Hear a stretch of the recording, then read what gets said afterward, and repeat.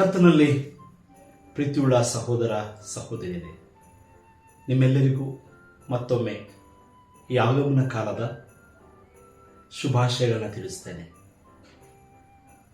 ಕಳೆದ ಸಂಚಿಕೆಯಲ್ಲಿ ಕ್ರಿಸ್ಮಸ್ ಹಬ್ಬದ ಸುತ್ತ ಇರುವಂಥ ಪಾತ್ರಗಳ ಕುರಿತು ಒಂದಿಷ್ಟು ಧ್ಯಾನವನ್ನು ಮಾಡಿದೆನು.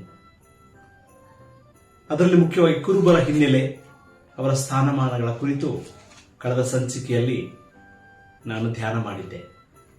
ಇವತ್ತಿನ ಸಂಚಿಕೆಯಲ್ಲಿ ಕ್ರಿಸ್ಮಸ್ ಹಬ್ಬಕ್ಕೆ ಸಂಬಂಧಪಟ್ಟಂತ ಬಹಳ ಮುಖ್ಯವಾಗಿ ಪಾತ್ರಧಾರಿಗಳ ಕುರಿತು ನಾವು ಧ್ಯಾನಿಸೋಣ. ಇಂದಿನ ಕ್ರಿಸ್ಮಸ್ ಹಬ್ಬದ ಪಾತ್ರಧಾರಿಗಳು ಯಾರೆಂದರೆ, ನಮ್ಮೆಲ್ಲರಿಗೂ ಕೂಡ ಬಹಳ ಚಿರಪರಿಚಿತವಾದಂಥ ಜೋಸೆಫ್ ಮತ್ತು ಮೇರಿ, ಮರಿಯಳು ಮತ್ತು ಯೋಸೆಫನ ಕುರಿತು ಒಂದಿಷ್ಟು ಧ್ಯಾನವನ್ನು ಮಾಡೋಣ. ಮರಿಯಳು ಮೊದಲನೇ ಶತಮಾನದ ಯಹೂದಿ ನಜರೀತಿನ ಮಹಿಳೆ. ಈಕೆಯನ್ನ mother Mary, Mary of Nazareth, mother Mary ಅಥವಾ ಸೆಂಟ್ ಮೇರಿ, ಇನ್ನು ಕೆಲವರು ವರ್ಜಿನ್ ಮೇರಿ ಎಂಬುದಾಗಿ ಕರೆಯುತ್ತಾರೆ. ಮತ್ತಾಯ ಮತ್ತು ಲೂಕನ ಸುವಾರ್ತೆಯ ಪ್ರಕಾರ ಮರಿಯಳನ್ನು ಕನ್ಯೆ ಎಂಬುದಾಗಿ ಚರಿತ್ರೆಯಲ್ಲಿ ವಿವರಿಸಲ್ಪಟ್ಟಿದೆ. ಮರಿಯಳು ಅತ್ಯಂತ ಪವಿತ್ರಳು ಮತ್ತು ಸಂತಳು ಎಂಬುದಾಗಿ ಕೂಡ ಪರಿಗಣಿಸಲ್ಪಟ್ಟಿದೆ. ಇನ್ನು ಜೋಸೆಫ್, ಯೇಸುವಿನ ತಾಯಿಯಾದ ಮರಿಯಳ ಗಂಡನು. ಯೋಸೆಫನು ಕೂಡ ಮೊದಲನೇ ಶತಮಾನದ ನಜರೇತಿನ ಯಹೂದಿ ವ್ಯಕ್ತಿಯಾಗಿದ್ದಾನೆ. ಕಥೋಲಿಕ ಸಂಪ್ರದಾಯದಲ್ಲಿ ಸಂತ ಯೋಸೆಫ ಅಥವಾ ಸೆಂಟ್ ಜೋಸೆಫ್ ಎಂಬುದಾಗಿ ಕೂಡ ಪರಿಗಣಿಸಲ್ಪಟ್ಟಿದೆ. ದೇವದೂತರ ಮಾತಿನಂತೆ, ಎಲೆ ಯೋಸೆಫನೇ, ದಾವೀದನ ವಂಶದವನೇ ಎಂಬಂತ ಮಾತು ರಾಜ ವಂಶಗಳೊಟ್ಟಿಗೆ ನಿಕಟ ಸಂಬಂಧಿಯಾಗಿದ್ದನು ಎಂಬುದನ್ನು ವಿವರಿಸುತ್ತದೆ. ಹಾಗೂ ಒಳ್ಳೆಯ ಕಾರ್ಪೆಂಟರ್ ಅಥವಾ ಮರಗೆಲಸದೊಂದಿಗೆ ನಿರ್ದಿಷ್ಟ ಕುಶಲಕರ್ಮಿಯಾಗಿದ್ದನು. ಯೋಸೆಫ್ ಒಬ್ಬ ಬಡಗಿ, ಯೇಸು ಬಡಗಿಯ ಮಗ. ಯೇಸುವಿನ ಮರಣ ಅಥವಾ ಶಿಲುಬೆಯ ಮರ ಒಂದಕ್ಕೊಂದು ಸಂಬಂಧಗಳಿವೆ. ಯೇಸುವಿನ ಮರಣದ ಹಿನ್ನೆಲೆಯಲ್ಲಿ ಕೂಡ ಅಥವಾ ಕಾರ್ಪೆಂಟರ್, ಇದಕ್ಕೂ ಒಂದಕ್ಕೊಂದು ಸಂಬಂಧಗಳನ್ನು ನಾವು ನೋಡುತ್ತೇವೆ. ಕಾರ್ಪೆಂಟರ್ ಎಂಬುದಾಗಿ ಹೇಳುವಾಗ ಪರಿಣಿತಿ ಹೊಂದಿದಂತ ಅಥವಾ ಬಡಗಿಯ ಮಗ ಎಂಬುದಾಗಿ ಹೇಳುವಾಗ ಬಹಳ ಸಾಮಾನ್ಯ ಪದ ಅಲ್ಲ. ಬಡಗಿಯ ಮಗ ಅಥವಾ ಈ ಬಡಗಿ ಎಂಬುದಾಗಿ ಹೇಳುವಾಗ ಬಹಳ ಸಾಕ್ಷರತೆಯನ್ನ ಅಥವಾ ನೈಪುಣ್ಯತೆಯನ್ನ ಹೊಂದಿದಂತ ಕುಶಲಕರ್ಮಿ ಎಂಬುದಾಗಿ ಅರ್ಥವಿದೆ. ಈ ಕ್ರಿಸ್ಮಸ್ ಋತುವಿನಲ್ಲಿ ನಾವು ಈ ಮರಿಯಳ ಮತ್ತು ಯೋಸೆಫನ ಬಗ್ಗೆ ಕ್ರಿಸ್ಮಸ್ ಜನನದ ಹಿನ್ನೆಲೆಯಲ್ಲಿ ನಾವು ಧ್ಯಾನಿಸೋಣ. ಕ್ರಿಸ್ತನ ಜನನದ ಕಥನದಲ್ಲಿ ಮರಿಯಳು ಮತ್ತು ಯೋಸೆಫ ಬಹಳ ಮುಖ್ಯವಾದ ವ್ಯಕ್ತಿಗಳು. ಮಾತ್ರವಲ್ಲದೆ they are model for married life. ವಿವಾಹದ ಜೀವನಕ್ಕೆ ಅಥವಾ ಮದುವೆಯ ಜೀವನಕ್ಕೆ ಯೋಸೆಫ ಮತ್ತು ಮರಿಯಳು ಮಾದರಿ ಅಥವಾ ಆದರ್ಶವರಾಗಿದ್ದಾರೆ. ಯೋಸೆಫನ ಪಾತ್ರ ಒಂದು ರೀತಿಯಲ್ಲಿ ಕನಸು ಮತ್ತು ನಿರೀಕ್ಷೆಗಳೊಂದಿಗೆ ಪ್ರಾರಂಭವಾಗುತ್ತದೆ. ಯೋಸೆಫ ತನ್ನ ಯಹೂದಿ ಅಡಿಪಾಯದ ತರಬೇತಿಯಲ್ಲಿ ಮರಿಯಳನ್ನು ನೋಡಿ ಗಮನಿಸಿರಬಹುದು, ತನ್ನ ಕುಟುಂಬದ ಮೂಲಕ ಕೇಳಿದ್ದಿರಬಹುದು, ಹಾಗೂ ನಿಶ್ಚಿತಾರ್ಥ ಮಾಡಿಕೊಂಡಿರಬಹುದು. ಏನೇ ಇರಲಿ, ಈ ಜೋಸೆಫ್ ಅಥವಾ ಯೋಸೆಫನು ದೇವರ ಬಗ್ಗೆ ಆಳವಾದ ಗೌರವವನ್ನು ಹೊಂದಿರುವಂತ ಒಳ್ಳೆಯ ಸ್ವಭಾವದ ವ್ಯಕ್ತಿ ಎಂಬುದಾಗಿ ಬೈಬಲ್ನಲ್ಲಿ ನಾವು ಕಾಣುತ್ತೇವೆ. ಧರ್ಮಗ್ರಂಥ ಕೂಡ ಈ ಯೋಸೆಫನನ್ನು ಸಜ್ಜನನು ಎಂಬುದಾಗಿ ಕರೆಯಲ್ಪಟ್ಟಿದೆ. ಲೂಕನ ಸುವಾರ್ತೆ 1ನೇ ಅಧ್ಯಾಯ 16ರಿಂದ ಮತ್ತು 25ನೇ ವಚನಗಳಲ್ಲಿ ನಾವು ನೋಡುತ್ತೇವೆ. ಸಜ್ಜನ ಎಂಬಂತ ಪದಗಳು ಜಕರಿಯ ಮತ್ತು ಎಲಿಸಬೇತಳು ಮತ್ತು ಸಿಮಿಯೋನರಿಗೂ ಕೂಡ ಬೈಬಲ್ನಲ್ಲಿ ವಿವರಿಸಲ್ಪಟ್ಟಂತ ಪದಗಳಾಗಿವೆ. ಮರಿಯಳಿಗೆ ಹಾಗೂ ಯೋಸೆಫನಿಗೆ ದೇವದೂತರ ದರ್ಶನದ ಹಿಂದೆ ಅವರಿಬ್ಬರ ಕುಟುಂಬದ ಪಾತ್ರಗಳು ಕೂಡ ಬಹಳ ಮುಖ್ಯ. ಮರಿಯಳು ಕನ್ಯೆ, ಪುರುಷನನ್ನ ಅರಿಯದವಳು, ಯೋಸೇಫನು ಸಜ್ಜನನು, ನೀತಿವಂತನು ಎಂಬುದಾಗಿ ಹೇಳುವಾಗ ಅವರಿಬ್ಬರ ಕುಟುಂಬಗಳಲ್ಲಿ ಯಹೂದಿ ನಂಬಿಕೆ ಬಹಳ ಪ್ರಭಾವ ಬೀರಿರಬೇಕು. ಮರಿಯಳ ಮತ್ತು ಯೋಸೇಫನ ಕುಟುಂಬ ಯಹೂದಿ ನಂಬಿಕೆಯನ್ನ, ಯಹೂದಿ ಭರವಸೆಗಳೊಂದಿಗೆ ವಿಶ್ವಾಸದೊಂದಿಗೆ ಜೀವಿಸಿದ್ದಿರಬಹುದು. ಆದ್ದರಿಂದಲೇ ದೇವದೂತರ ದರ್ಶನ, ವಾಗ್ದಾನ ಅವರಿಗೆ ಸಿಕ್ಕಿರಬೇಕು. ದೇವದೂತರ ವಾಗ್ದಾನ ಮತ್ತು ದರ್ಶನ ಯಾವಾಗ ಸಿಕ್ಕಿತೋ ತ್ವರಿತ ತೀರ್ಮಾನಗಳಿಗೆ ಬರುತ್ತಾರೆ. ದೇವರ ಚಿತ್ತವನ್ನು ತಿಳಿಯಲು ಬಯಸುತ್ತಾರೆ. ದೂತರ ಸಂಗಡ ಕನಸುಗಳೊಂದಿಗೆ ಮಾತನಾಡುತ್ತಾರೆ. ಆದ್ದರಿಂದಲೇ ಗರ್ಭಧರಿಸಿದ ಮರಿಯಳೊಟ್ಟಿಗೆ, ಯೇಸು ಕಂದನೊಟ್ಟಿಗೆ ಯೋಸೇಫನು ಯಾವಾಗಲೂ ಜೊತೆ ನಿಲ್ಲುತ್ತಾನೆ. ಮರಿಯಳ ಪಾತ್ರ ವಿವಾಹದ ಜೀವನಕ್ಕೆ ಸಿದ್ಧತೆಯಾಗುತ್ತಿದ್ದಳು. ಮದುವೆ ದಿನವನ್ನು ಕೂಡ ಎದುರು ನೋಡುತ್ತಿದ್ದಳು. ಇಂತಹ ಸಂದರ್ಭದಲ್ಲಿ ದೇವರು ಗಬ್ರಿಯೇಲನೆಂಬ ಒಬ್ಬ ದೂತನ ಮೂಲಕ ಮರಿಯಳಿಗೆ ಬಳಿಗೆ ಕಳುಹಿಸಲ್ಪಟ್ಟನು. ದೇವರ ದಯೆಯನ್ನು ಹೊಂದಿದವಳೇ, ನಿನಗೆ ಶುಭವಾಗಲಿ, ಕರ್ತನು ನಿನ್ನ ಸಂಗಡ ಇದ್ದಾನೆ ಎಂಬಂತ ಮಾತಿಗೆ ಮರಿಯಳು ತತ್ತರಿಸಿ ಬಹಳ ಗಾಬರಿಗೊಂಡು, ಇದೆಂತ ಆಶೀರ್ವಾದ ಎಂಬಂತ ಉದ್ಗಾರವನ್ನ ನಾವು ನೋಡುತ್ತೇವೆ. It is a faithful response. ಮರಿಯಳ ಮಾತು ಒಂದು ರೀತಿಯಲ್ಲಿ ದೇವರೆಡೆಗೆ ನಿಷ್ಠೆಯ ಪ್ರತಿಕ್ರಿಯೆ ಎಂಬುದಾಗಿ ನಾವು ಕರೆಯಬಹುದು. ಯೌವನ ಪ್ರಾಯದಲ್ಲಿದ್ದಂಥ ಮರಿಯಳಿಗೆ ದೇವದೂತರನ್ನ ನೋಡುವಂಥದ್ದು, ಯೇಸು ಕಂದನ ತಾಯಿಯಾಗುವಂಥದ್ದು ಆಶ್ಚರ್ಯದ ಆಶೀರ್ವಾದವಾಗಿತ್ತು. ತಾನು ಇನ್ನೂ ಕನ್ಯಳು, ಪುರುಷನನ್ನು ಅರಿಯದವಳು, ಸಮಾಜ ನನ್ನನ್ನು ಹೇಗೆ ನೋಡಬಹುದು, ಇದ್ಯಾವುದನ್ನು ಕೂಡ ಆಕೆ ಚಿಂತಿಸದೆ, ಅವಮಾನಗಳು, ನಿಂದೆಗಳು ಎದುರಾದರೂ ಕೂಡ ದೂತರ ವಾಗ್ದಾನಕ್ಕೆ ತಲೆಬಾಗುತ್ತಾಳೆ. ಕ್ರಿಸ್ಮಸ್ ಹಬ್ಬ ಜೀವನದ ಅನಿರೀಕ್ಷಿತ ಬಿಕ್ಕಟ್ಟುಗಳಲ್ಲಿ ದೇವರಿಗೆ ನಿಷ್ಠೆಯಿಂದ ಬಾಳಬೇಕು ಎಂಬಂತ ಕರೆ ಕೊಡುತ್ತದೆ. ದೇವದೂತರ ದರ್ಶನ ಆದ ಬಳಿಕ ಮರಿಯಳು ಎಲ್ಲೂ ಕೂಡ ಓಡಿ ಹೋಗಲಿಲ್ಲ, ಬೀಳಲಿಲ್ಲ ಅಥವಾ ಮೈಮರೆಯಲಿಲ್ಲ, ಪರವಶವಾಗಲಿಲ್ಲ. ಹಿಂದಿನ ಕೆಲವು ಸಭೆಗಳಲ್ಲಿ ಪ್ರವಾದನೆ ಆಯಿತು, ದರ್ಶನವಾಯಿತು ಎಂಬುದಾಗಿ ಅನೇಕರು ಬೀಳ್ತಾರೆ, ಪರವಶರಾಗ್ತಾರೆ. ಬೈಬಲ್ನಲ್ಲಿ ಮರಿಯಳು ಎಂದೂ ಕೂಡ ಬೀಳಲಿಲ್ಲ. ಬದಲಾಗಿ ದೇವದೂತರ ಮಾತನ್ನ ಆಲಿಸಿದಳು, ವಾಗ್ದಾನಗಳನ್ನು ಅರ್ಥೈಸಿಕೊಂಡರು. ಯೋಸೇಫ ಮತ್ತು ಮರಿಯಳ ಅವರ ಗುಣಗಳನ್ನ ನಾವೀಗ ಧ್ಯಾನಿಸೋಣ. ಮೊದಲನೇದಾಗಿ ದೇವರಿಗೆ ವಿಧೇಯತೆಯನ್ನು ತೋರಿದಂತ ಸೇವಕಿಯರು. ಮೊದಲನೇದಾಗಿ ದೇವರಿಗೆ ಬಹಳ ವಿಧೇಯತೆಯನ್ನು ತೋರಿದಂತ ಸೇವಕಿಯರು. ಯೋಸೇಫ ಮರಿಯಳು ಕುಟುಂಬ ಜೀವನದಲ್ಲಿ ಅನಿರೀಕ್ಷಿತ ತಿರುವುಗಳು ಬಂದಾಗ ದೇವದೂತರ ದರ್ಶನಗಳಲ್ಲಿ ನಂಬಿಕೆ ಇಟ್ಟು ಭರವಸೆಯಿಂದ ಜೀವಿಸಿದರು. ಯೋಸೇಫನು ಸಜ್ಜನನು ಎಂದು ಬರೆಯಲ್ಪಟ್ಟಿದೆ. ಯಾಕೆಂದರೆ ಪವಿತ್ರಾತ್ಮನಿಂದ ಮರಿಯಳು ಗರ್ಭಧರಿಸಿದಾಗಲೂ 4 ಬಾರಿ ದೂತರು ದರ್ಶನ ಕೊಟ್ಟಾಗಲೂ ಎಲ್ಲೂ ಕೂಡ ಯೋಸೇಫನು ಬಾಯಿ ಬಿಟ್ಟು ಮಾತನಾಡಲಿಲ್ಲ. ಮಾತನಾಡಿದಂಥ ಉಲ್ಲೇಖಗಳು ಕೂಡ ಸುವಾರ್ತೆಯಲ್ಲಿಲ್ಲ.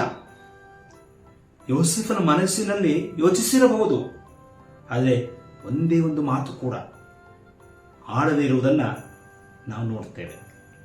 ನಿನ್ನ ಹೆಂಡತಿಯಾದ ಮರಿಯಳನ್ನು ಸೇರಿಸಿಕೊ. ಹೆರೋದನ ಕೋಪವನ್ನು ತಪ್ಪಿಸುವುದಕ್ಕೆ ಮರಿಯಳನ ಕೂಸನ್ನು ಈಜಿಪ್ಟ್ ದೇಶಕ್ಕೆ ಕರೆದುಕೊಂಡು ಹೋಗು. ಹೆರೋದನ ಮರಣದ ನಂತರ ಕೂಸನ್ನು, ತಾಯಿಯನ್ನು ಕರೆದುಕೊಂಡು ಇಸ್ರಾಯೇಲ್ ದೇಶಕ್ಕೆ ಕರೆದುಕೊಂಡು ಹೋಗು. ದೇವರ ದರ್ಶನಗಳನ್ನು ಕೊಟ್ಟಾಗ ಮಾತನಾಡಲಿಲ್ಲ. ದೇವದೂತರಿಗೆ ವಿಧೇಯನಾಗ್ತಾನೆ. ದೇವರಿಗೆ ಯಾವತ್ತೂ ಕೂಡ ಪ್ರಶ್ನಿಸಲಿಲ್ಲ.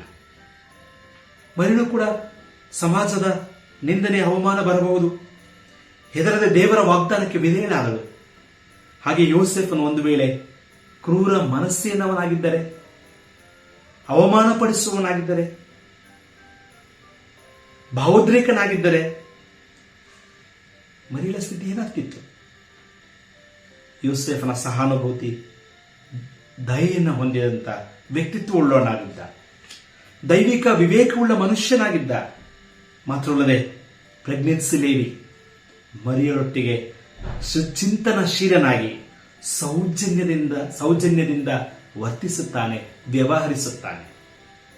ಇದು ಕುಟುಂಬ ಜೀವನದಲ್ಲಿ ಪ್ರತಿಯೊಬ್ಬ ಪತಿಯೂ ಕೂಡ, ಪ್ರತಿಯೊಬ್ಬ ಹೆಂಡತಿ ಕೂಡ ತನ್ನ ಹೆಂಡತಿಯೊಂದಿಗೆ ಅಥವಾ ತನ್ನ ಗಂಡನೊಂದಿಗೆ ಯೋಸೇಫನು ನಡೆದುಕೊಂಡಂತೆ ಸೌಜನ್ಯತೆಯಿಂದ ನಡೆದುಕೊಳ್ಳುವಂಥದ್ದೇ ಕ್ರಿಸ್ಮಸ್ ಹಬ್ಬ. ಕುಟುಂಬದ ಕಡೆ ಕಾಳಜಿ ವಹಿಸಿರಬೇಕು. ಯೋಸೇಫಿನಲ್ಲಿದ್ದಂಥ ಮೃದುತ್ವದ ಮನಸ್ಸು, ಮರಿಯಳಲ್ಲಿದ್ದಂಥ ಸೌಜನ್ಯತೆ ಪ್ರತಿಯೊಂದು ಕುಟುಂಬಗಳಲ್ಲಿ ಮೂಡಿದಾಗ ನಿಜವಾದ ಕ್ರಿಸ್ಮಸ್ ಆಚರಣೆ ಆಗುತ್ತದೆ. ಇಂದು ಅನೇಕ ಕುಟುಂಬಗಳಲ್ಲಿ ಸಣ್ಣ ಸಣ್ಣ ವಿಚಾರಗಳಿಗೆ ಜಗಳ, ದ್ವೇಷ, ಹಗೆತನ ತಾರಕಕ್ಕೇರಿದೆ. ಪ್ರೀತಿಯಿಂದ ಸಂತೋಷದಿಂದ ಕೂಡಿ ಬಾಳಬೇಕಾದಂಥ ಕುಟುಂಬಗಳು ವೈಷಮ್ಯದಿಂದ, ಜಗಳಗಳಿಂದ ಇಂದು ಮುರಿಯಲ್ಪಟ್ಟಿವೆ. ಬಿರುಕು ಬಿಟ್ಟಂತ ಸಂಬಂಧಗಳು ನಮ್ಮ ಕುಟುಂಬ ಜೀವನಗಳಲ್ಲಿವೆ. ಯೋಸೇಫ ಮತ್ತು ಮರಿಯಳ ಕುಟುಂಬ ಜೀವನದಲ್ಲಿ ಬೇರೆ ಬೇರೆ ತಿರುವುಗಳು ಬಂದಾಗಲೂ ಕೂಡ ದೇವರ ದರ್ಶನದಂತೆ ವಿಧೇಯರಾಗಿ ಜೀವಿಸಿದರು. ಲೋಕದ ರಕ್ಷಕನಾದಂಥ ಯೇಸು ಕಂದನ ಜನನಕ್ಕೆ ತಾವುಗಳು ಸಾಧನಗಳಾದರು. ನಮ್ಮೆಲ್ಲರ ಕುಟುಂಬಗಳಿಗೆ ಯೋಸೇಫ ಮತ್ತು ಮರಿಯಳು ಆದರ್ಶವಾಗಿದ್ದಾರೆ. ಎರಡನೇ ವಿಚಾರ, ಯೋಸೇಫ ಮರಿಯರಲ್ಲಿ ನಾವು ಕಾಣುವಂಥ ಗುಣಗಳೇನೆಂದರೆ ಉತ್ತಮವಾದಂಥ ನಾಗರಿಕರು. ಯೇಸುವಿನ ಜನನದ ಕಾಲದಲ್ಲಿ ರೋಮನ್ ಚಕ್ರವರ್ತಿ ಸೀಸರ್ ಅಗಸ್ಟಿನ್ ತೆರಿಗೆ ಉದ್ದೇಶಕ್ಕಾಗಿ ಹೊರಡಿಸಿದಂಥ ಜನಗಣತಿ ಆದೇಶವನ್ನ ಅಥವಾ ಆದೇಶಿಸಿದ ಜನಗಣತಿ ಅಥವಾ ನೋಂದಣಿಯ ಕಾರ್ಯ ಪ್ರಜೆಗಳ ರಾಷ್ಟ್ರೀಯತೆಯನ್ನು ಸೂಚಿಸುತ್ತದೆ. ಜನಗಣತಿಯ ದಾಖಲೆತಿಗಾಗಿ ಮರಿಯಳು ಮತ್ತು ಯೋಸೇಫನು ತಮ್ಮ ಊರಿಗೆ ಹೋಗುತ್ತಾರೆ. ತುಂಬು ಗರ್ಭಿಣಿಯ ಜೊತೆ ಪ್ರಯಾಣ ಯೋಸೇಫನಿಗೆ ಕಠಿಣ ಸವಾಲುಗಳು ಎದುರಾಯಿತು. ಸ್ಥಳವಿಲ್ಲದಂಥ ಪರಿಸ್ಥಿತಿಗಳು ಬಂತು. ಸುಮಾರು ಯೆರೂಸಲೇಮಿನಿಂದ ಬೆತ್ಲೆಹೇಮಿಗೆ 80 ಮೈಲಿ ಪ್ರಯಾಣವನ್ನು ಮಾಡಬೇಕಾಗಿತ್ತು. ಇವತ್ತಿನ ವ್ಯವಸ್ಥೆಗಳು ಆಂಬ್ಯುಲೆನ್ಸ್ ಅಥವಾ ಪ್ರೆಗ್ನೆನ್ಸಿಗೆ ಬೇರೆ ಬೇರೆ ರೀತಿಯ ವ್ಯವಸ್ಥೆಗಳಿವೆ, ವಾಹನಗಳಿವೆ. ಆದರೆ ಮರಿಯಳಿಗೆ ಯಾವುದು ಇಂಥ ಅವಕಾಶಗಳು ಯಾವುದೂ ಸಿಕ್ಕಲಿಲ್ಲ. ಪ್ರಯಾಸದ ನಡಿಗೆಯಲ್ಲಿ ಕೂಡ, ದಾರಿಯುದ್ದಕ್ಕೂ ಕೂಡ ಧೈರ್ಯದಿಂದ ಮುಂದೆ ಸಾಗುತ್ತಾರೆ. ಯೋಸೇಫ ಮತ್ತು ಮರಿಯಳು ಚಕ್ರವರ್ತಿಯ ಆದೇಶಕ್ಕೆ ಒಳಪಡಬೇಕಾಗಿತ್ತು. ಚಕ್ರವರ್ತಿಯ ಕಾನೂನುಗಳಿಗೆ ತಲೆಬಾಗಿ ಅವರು ಪ್ರಯಾಣವನ್ನು ಮಾಡುತ್ತಾರೆ. ಆಡಳಿತದ ನಿಯಮಗಳನ್ನು ಪಾಲಿಸುವಂತ ನಾಗರಿಕರಾಗಿ ಜೀವಿಸುತ್ತಾರೆ. ಸೀಸರ್ನ ಜನಗಣತಿಯ ಕಾರ್ಯಕ್ಕೆ ವಿಧೇಯತೆಯ ಹೆಜ್ಜೆ ಇಟ್ಟರು. ಒಂದೆಡೆ ದೇವರಿಗೆ ವಿಧೇಯತೆ ತೋರಿಸಿದರು, ಇನ್ನೊಂದೆಡೆ ದೇಶದ ಕಾನೂನಿಗೂ ಕೂಡ ತಲೆಬಾಗಿದರು. ಮುಂದೆ ಯೇಸು ಇದನ್ನೇ ಹೇಳಿದ್ದು, ಕೈಸರದನ್ನು ಕೈಸರನಿಗೆ ಕೊಡ್ರಿ, ದೇವರದನ್ನು ದೇವರಿಗೆ ಕೊಡ್ರಿ. ಯೇಸು ಕೂಡ ಈ ಲೋಕದ ನಿಯಮಗಳನ್ನು, ಈ ರಾಷ್ಟ್ರದ ಕಾನೂನುಗಳನ್ನು ಗೌರವಿಸಿದಂಥ ವ್ಯಕ್ತಿಯಾಗಿದ್ದಾನೆ. ದೇವರ ಆಜ್ಞೆಗಳನ್ನು ಪಾಲಿಸುವವರಾದ ನಾವು ಯೇಸು ತೆರಿಗೆ ಕಟ್ಟಿದಂತೆ, ಯೇಸು ಈ ಲೋಕದ ಕಾನೂನನ್ನು ಗೌರವಿಸಿದಂತೆ ನಾವು ಕೂಡ ದೇಶದ ಒಳ್ಳೆಯ ಪ್ರಜೆಗಳಾಗಿ, ಪ್ರಬುದ್ಧ ಪ್ರಜೆಗಳಾಗಿ ನಾವು ಪಾಲಿಸಬೇಕಾಗಿದೆ. ಜೊತೆಗೆ ಯೋಸೇಫ ಮರಿಯಳು ತಮ್ಮ ಊರಿಗೆ ದಾಖಲಾತಿಗೆ ಪ್ರಯಾಣಿಸಿದಂತೆ ಕ್ರಿಸ್ಮಸ್ ಹಬ್ಬ ನಮ್ಮ ಊರುಗಳಿಗೆ ಹೋಗುವಂತ ಹಬ್ಬ, ನಮ್ಮ ದೇವಾಲಯಕ್ಕೆ ಹೋಗಿ ಕ್ರಿಸ್ಮಸ್ ಹಬ್ಬದ ಆರಾಧನೆಯಲ್ಲಿ ಭಾಗವಹಿಸುವಂತಹ ಹಬ್ಬ. ನಾವಿಂದು ಉದ್ಯೋಗ, ಒತ್ತಡ, ನಗರದ ಜೀವನದೊಂದಿಗೆ ಜಂಜಾಟದಲ್ಲಿದ್ದೇವೆ. ಯಂತ್ರಗಳಂತೆ ಪಟ್ಟಣಗಳಲ್ಲಿ ನಾವು ದುಡಿಯುತ್ತಿದ್ದೇವೆ. ಬೆತ್ಲೆಹೇಮ್ ಎಂಬ ನಮ್ಮ ಊರಿಗೆ ಹೋಗೋಣ. ಕ್ರಿಸ್ಮಸ್ ಹಬ್ಬದ ಆನಂದ, ಸಂತೋಷ, ಸಡಗರವನ್ನ ನಮ್ಮ ಬಂಧುಗಳೊಟ್ಟಿಗೆ ನಮ್ಮ ಆಲಯದಲ್ಲಿ ನಾವು ಆಚರಿಸೋಣ. ಮೂರನೇ ವಿಚಾರ, ಯೋಸೇಫ ಮತ್ತು ಮರಿಯಳು ಶುದ್ಧ ಮನಸ್ಸಿನವರು. ಯೋಸೇಫ ಮತ್ತು ಮರಿಯಳು ಶುದ್ಧ ಮನಸ್ಸಿನವರು. ಮರಿಯಳ ಮಾತು ನಾನು ಪುರುಷನನ್ನು ಅರಿತವಳಲ್ಲ, ಕನ್ಯೆ. ಇಲ್ಲಿ ಯೋಸೇಫನನ್ನು ಪರಿಗಣಿಸುವುದು ಸೂಕ್ತ. ನಿಶ್ಚಿತಾರ್ಥ ಮಾಡಿಕೊಂಡಿದ್ದ ಯೋಸೇಫನು ಕೂಡ ದೈಹಿಕ ಸಂಬಂಧವನ್ನು ಹೊಂದಿರಲಿಲ್ಲ. ಅವರಿಬ್ಬರ ವಿವಾಹ ಪೂರ್ವದ ಸಂಬಂಧಗಳು ಬಹಳ ಪರಿಶುದ್ಧವಾಗಿತ್ತು. ಇವತ್ತಿನ ಯೌವನಸ್ಥರಿಗೆ ಯೋಸೇಫ ಮತ್ತು ಮರಿಯಳು ಮಾದರಿಯಾಗಿದ್ದಾರೆ. ಪ್ರೀ ವೆಡ್ಡಿಂಗ್ನಲ್ಲಿರುವಂಥ, ಮದುವೆಯಾಗಲಿರುವಂಥ ಯೌವನಸ್ಥ ಮಕ್ಕಳಿಗೆ ಯೋಸೇಫ ಮತ್ತು ಮರಿಯಳು ಆದರ್ಶವಾಗಿದ್ದಾರೆ. ಇವತ್ತಿನ ಜಗತ್ತು ಮೊಬೈಲ್, ಫೇಸ್ಬುಕ್, ಯೂಟ್ಯೂಬ್, ಇನ್ಸ್ಟಾಗ್ರಾಮ್ ಅಥವಾ ಸಾಮಾಜಿಕ ಜಾಲತಾಣ, ಇಂಟರ್ನೆಟ್, ಬೇರೆ ಬೇರೆ ಇಂಥವುಗಳಲ್ಲಿ ನಮ್ಮ ಯೌವನಸ್ಥರು ಸಿಲುಕಿದ್ದಾರೆ. ಇನ್ನೊಂದರಿಗೆ love, dating, living together lifestyle ನ ಸಂಸ್ಕೃತಿ ನಮ್ಮ ಸುತ್ತಮುತ್ತಲಿಲ್ಲವೋ? ಯೌವನಸ್ಥರ ಸಂಬಂಧಗಳು ಹೇಗೆ ಪರಿಶುದ್ಧವಾಗಿದೆ. ಯೌವನಸ್ಥರೇ, ಯೋಸೇಫ ಮರಿಯಳ ಆದರ್ಶಕ್ಕೆ ಅಂಟಿಕೊಂಡು ಬಾಳುವುದಾದರೆ ನಮ್ಮ ಕ್ರಿಸ್ಮಸ್ ಹಬ್ಬಕ್ಕೆ ಅರ್ಥ ಬರುತ್ತದೆ. ಕನ್ಯೆ ಮತ್ತು ಸಜ್ಜನ ಎಂಬುವಂಥದ್ದು ನಮ್ಮ ದೇಹವೇ ದೇವರ ಆಲಯವಾಗಿದೆ. ನಮ್ಮೊಳಗೆ ದೇವರಾತ್ಮನು ವಾಸಿಸುತ್ತಾನೆ. ವಿವಾಹದ ಪೂರ್ವದಲ್ಲಿ, ವಿವಾಹೋತ್ತರದಲ್ಲಿ ನಿಷ್ಠೆಯಿಂದ ನಾವು ಒಬ್ಬರಿಗೊಬ್ಬರು ಬದುಕಬೇಕು. ದೇವರೊಂದಿಗೆ ಒಡಂಬಡಿಕೆಯಿಂದ ಜೀವಿಸಬೇಕು. ಮೇರಿ ಮತ್ತು ಜೋಸೆಫರಲ್ಲಿ ನಾವು ಇದನ್ನು ಕಲಿಯೋಣವೇ? ಕಡೆಯದಾಗಿ ಯೋಸೆಫ ಮತ್ತು ಮರಿಯಳು ಸ್ಕ್ರಿಪ್ಚರ್ ಅಥವಾ ಧರ್ಮಗ್ರಂಥಗಳ ಕುರಿತು ಹೆಚ್ಚಾದಂಥ ಪರಿಚಯವುಳ್ಳಂಥವರು. ಸ್ಕ್ರಿಪ್ಚರ್ನಲ್ಲಿ ಅಥವಾ ಧರ್ಮಗ್ರಂಥಗಳಲ್ಲಿ ಹೆಚ್ಚಾದಂಥ ಪರಿಚಯ ಉಳ್ಳವರಾಗಿದ್ದರು. ಲೂಕನ ಸುವಾರ್ತೆ 1ನೇ ಅಧ್ಯಾಯ 14-45 ಮರಿಯಳ ಹೃದಯದಿಂದ ಹೊರಹೊಮ್ಮಿದ ಸ್ತುತಿಗೀತೆಯು ದೇವರ ಪ್ರವಾದನ ವಾಕ್ಯದ ಉಲ್ಲೇಖವನ್ನ ಮರಿಯಳು ತನ್ನ ಬದುಕಿನಲ್ಲಿ ವ್ಯಾಖ್ಯಾನಿಸುತ್ತಾಳೆ. ಮರಿಯಳ ದೇವದೂತರ ದರ್ಶನದ ಬಳಿಕ ಮಲೆನಾಡಿನಲ್ಲಿದ್ದಂಥ ಎಲಿಸಬೇತನ ಮನೆಗೆ ಬಂದು ಅವರಿಬ್ಬರು ಶುಭಾಶಯಗಳನ್ನ ವಿನಿಮಯ ಮಾಡಿಕೊಂಡ ನಂತರ ಮರಿಯಳು ಹೇಳುವಂತ ಮಾತೇನೆಂದರೆ, ನನ್ನ ಪ್ರಾಣವು ಕರ್ತನನ್ನ ಕೊಂಡಾಡುತ್ತದೆ. ನನ್ನ ಆತ್ಮವು ನನ್ನ ರಕ್ಷಕನಾದ ದೇವರ ವಿಷಯದಲ್ಲಿ ಉಲ್ಲಾಸಗೊಂಡಿದೆ. ಆತನ ನಾಮವು ಪರಿಶುದ್ಧವಾದಂಥದ್ದು. ಆತನು ಭಯಭಕ್ತಿಯುಳ್ಳವರ ಮೇಲೆ ಆತನ ದಯವು ತಲತಲಾಂತರದವರೆಗೂ ಇರುವುದು. ಇಂದಿನಿಂದ ತಲತಲಾಂತರದವರೆಲ್ಲ ನನ್ನನ್ನು ಧನ್ಯಳೆಂದು ಹೊಗಳುವರು. ಈ ಮರಿಯಳ ಸ್ತುತಿಗೀತೆ ವಿಮೋಚನ ಕಾಂಡ, ಸಮುವೇಲನ ಪುಸ್ತಕ, ಕೀರ್ತನೆಗಳ ಸಂಗ್ರಹ ಹಾಗೂ ಯೆಶಾಯ ಮತ್ತು ಮೀಕನ ಪ್ರವಾದನ ಗ್ರಂಥಗಳಿಂದ ಸೇರಿದ ಕನಿಷ್ಠ 5 ಪುಸ್ತಕಗಳಿಂದ ಅಥವಾ ಹಳೆ ಒಡಂಬಡಿಕೆ 5 ಪುಸ್ತಕಗಳಿಂದ ಉಲ್ಲೇಖಿಸಲಾಗಿದೆ. ಮರಿಯಳ ಸ್ತುತಿಗೀತೆಯ ಪದಪುಂಜಗಳು ಅಥವಾ ಮರಿಯಳ ಸ್ತೋತ್ರದ ಪ್ರತಿಯೊಂದು ನುಡಿಗಟ್ಟುಗಳು ಸ್ಕ್ರಿಪ್ಚರ್ನ ಉಲ್ಲೇಖಗಳಿಂದ ತುಂಬಿವೆ. ಆದ್ದರಿಂದ ಬಹುಶಃ ಮರಿಯಳು ತನ್ನ ಬಾಳಿನಲ್ಲಿ ಹಳೆ ಒಡಂಬಡಿಕೆಯ ತೋರಗಳೊಂದಿಗೆ ಪರಿಪೂರ್ಣವಾಗಿ ಪರಿಚಯಿಸಿದಳಾಗಿದ್ದಳು. ಕ್ರಿಸ್ಮಸ್ ಕೇವಲ ಸಂತೋಷ, ಸಂಭ್ರಮ, ಆನಂದಕ್ಕೆ ಸೀಮಿತವಲ್ಲ. ಸ್ಕ್ರಿಪ್ಚರ್ ಅನ್ನು ಸಂಪೂರ್ಣವಾಗಿ ನಮ್ಮೊಳಗೆ ಪರಿಚಯ ಮಾಡಿಕೊಳ್ಳಬೇಕು. ಬೈಬಲ್ನ ತಿಳಿಯುವ ಗುರಿಯೇ ಕ್ರಿಸ್ಮಸ್ನ ಆಚರಣೆ ಆಗಬೇಕು.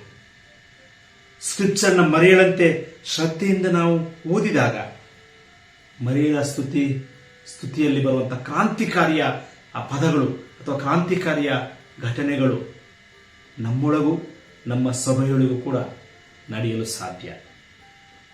ಮರಿಯಳು ದೇವದೂತರ ದರ್ಶನಗಳನ್ನು ಯಾವಾಗಲೂ ಹೃದಯದಲ್ಲಿಟ್ಟುಕೊಂಡಿದ್ದಳು. ತನ್ನ ಹೃದಯದಲ್ಲಿಟ್ಟುಕೊಂಡು ಯೋಚಿಸುತ್ತಾ ಇದ್ದಳು. 12 ವರ್ಷದವನಾಗಿದ್ದಾಗ ದೇವಾಲಯದಲ್ಲಿ ಶಾಸ್ತ್ರಿಗಳೊಟ್ಟಿಗೆ ದೇವರ ವಾಕ್ಯವನ್ನು ಚರ್ಚಿಸುವಾಗ ಅವಳ ಹೃದಯದಲ್ಲಿ ಆಲೋಚಿಸ್ತಾ ಇದ್ದಳು. ಕಾಣುವಿನ ಮದುವೆಯಲ್ಲಿ ಕೊರತೆಗಳು ಎದುರಾದಾಗ ದೇವರ ಕಾರ್ಯವನ್ನು ಮಾಡಲು ಯೇಸು ಶಕ್ತನೆಂಬುದಾಗಿ ಆಕೆ ಮನಸ್ಸಿನಲ್ಲಿ ಯೋಚಿಸಿದ್ದಳು. ಶಿಲುಬೆಯಲ್ಲಿ ತನ್ನ ಮಗನು ಸಾಯುತ್ತಿರುವಾಗಲೂ ಅವಳು ದೂರದಲ್ಲಿ ನಿಂತುಕೊಂಡು ದೇವರ ನಿಯಮ, ಲೋಕದ ರಕ್ಷಣೆಗಾಗಿ ನಾನು ಹಡೆದಿದ್ದೇನೆ, ಲೋಕದ ರಕ್ಷಣೆಗಾಗಿ ನನ್ನ ಮಗ ಸಾಯಬೇಕು ಎಂಬಂತ ಆಲೋಚನೆಯನ್ನ ಹೃದಯದಲ್ಲಿಟ್ಟುಕೊಂಡಿದ್ದಳು. ಕ್ರಿಸ್ಮಸ್ ಹಬ್ಬ ಸ್ಕ್ರಿಪ್ಚರ್ ಅನ್ನು ನಮ್ಮ ಹೃದಯದಲ್ಲಿಟ್ಟುಕೊಂಡು ನಾವು ಯೋಚಿಸುವವರಾಗಿರೋಣ. ನನ್ನ ಸಂದೇಶವನ್ನು ಮುಗಿಸ್ತೇನೆ. ದೇವರ ಚಿತ್ತಕ್ಕೆ ಮೇರಿ ಮತ್ತು ಜೋಸೆಫರು ವಿಧೇಯರಾದಂತೆ ನಾವು ವಿಧೇಯರಾಗೋಣ. ದೇಶದ ಕಾನೂನಿಗೆ ತಲೆಬಾಗಿ ಪೌರತ್ವದ ಅಭ್ಯಾಸಗಳನ್ನು ಬೆಳೆಸಿಕೊಂಡಂತೆ ನಾವು ದೇಶದ ಕಾನೂನುಗಳನ್ನು ಗೌರವಿಸೋಣ. ಪ್ರೌಢಾವಸ್ಥೆಯಲ್ಲಿ, ಪ್ರಬುದ್ಧತೆಯಲ್ಲಿ ದೇಶದಲ್ಲಿ ನಾವು ಜೀವಿಸೋಣ. ಕನ್ಯೆ ಮತ್ತು ಸಜ್ಜನ ಎಂಬಂತ ಪರಿಶುದ್ಧತೆಯಲ್ಲಿ ನಾವು ಕೂಡ ಶುದ್ಧ ನಡತೆಯಲ್ಲಿ ಬಾಳೋಣ. ಕುಟುಂಬ ಜೀವನದಲ್ಲಿ ಪರಸ್ಪರ ಗೌರವದಿಂದ, ನಂಬಿಗಸ್ತಿಕೆಯಿಂದ, ನಿಷ್ಠೆಯಿಂದ ನಾವು ಕೂಡಿ ಬಾಳಬೇಕಾಗಿದೆ. ಧರ್ಮಗ್ರಂಥ ಸ್ಕ್ರಿಪ್ಚರ್ ಮರಿಯಳು ಮತ್ತು ಯೋಸೇಫರು ಪರಿಚಯ ಮಾಡಿಕೊಂಡಂತೆ ದೇವರ ವಾಕ್ಯದಲ್ಲಿ ನಾವು ಪರಿಚಯ ಮಾಡಿಕೊಳ್ಳೋಣ. ಮೇರಿ ಜೋಸೆಫ್ರಂತೆ ಶಾಂತವಾಗಿದ್ದು ದೇವರ ದರ್ಶನಕ್ಕಾಗಿ ನಾವು ಕಾಯೋಣ. ಬದುಕಿನ ಅನಿರೀಕ್ಷಿತ ತಿರುವುಗಳು ಬಂದಾಗಲೂ, ಸಂಕಟಗಳು, ಕಷ್ಟಗಳು ಎದುರಾದಾಗಲೂ ಮೇರಿ ಜೋಸೆಫ್ರಂತೆ ನಾವು ಎದುರಿಸೋಣ.